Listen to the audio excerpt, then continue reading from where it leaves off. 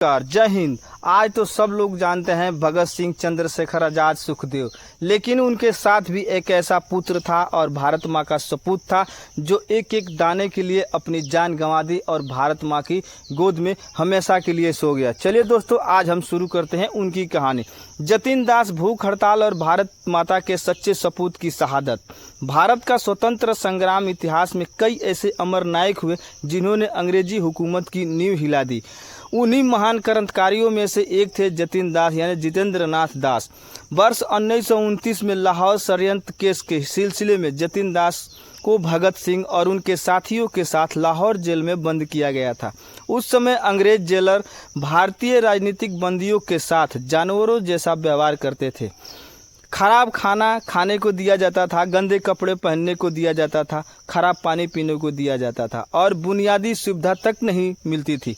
वही यूरोपीय बंदियों की हर प्रकार की सुविधाएं दी जाती थी। इस अन्याय और भेदभाव को देखते हुए उनका खिलाफत भगत सिंह और उनके सहयोगियों ने जेल के भीतर ही भूख हड़ताल शुरू कर दी।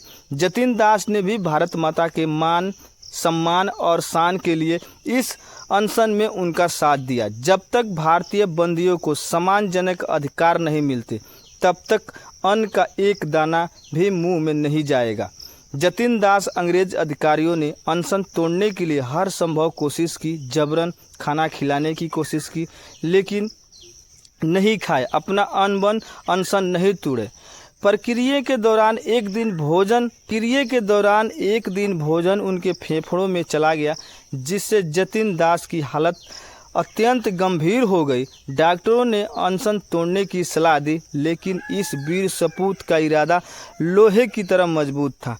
63 दिनों की ऐतिहासिक भूख हड़ताल के बाद 13 दिसंबर 1929 को जतिन दास ने जेल में अंतिम सांस ली और मात्र 24 वर्ष की आयु में उन्होंने भारत माता की गोद में सो गए। उनकी शहादत की खबर से पूरे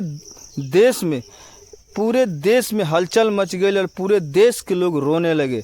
जब उनका पार्थिव शरीर लाहौर से कोलकाता लाया गया तो लाखों की भीड़ उनके अंतिम दर्शन के लिए उमड़ पड़ी। जतिन दास ने साबित कर दिया कि भारत के वीर अपनी आवाज़ उठाने के लिए हथियारों के साथ साथ अपने त्याग और आत्मबल भी इस्तेमाल करना जानते हैं। दोस्तों, अगर ये कहानी आपको अच्छा लगा हो मेरे वीर सपूत के लिए, तो जय हिंद का एक कमेंट कीजिए और बोलिए इनकलाब जिंदाबाद।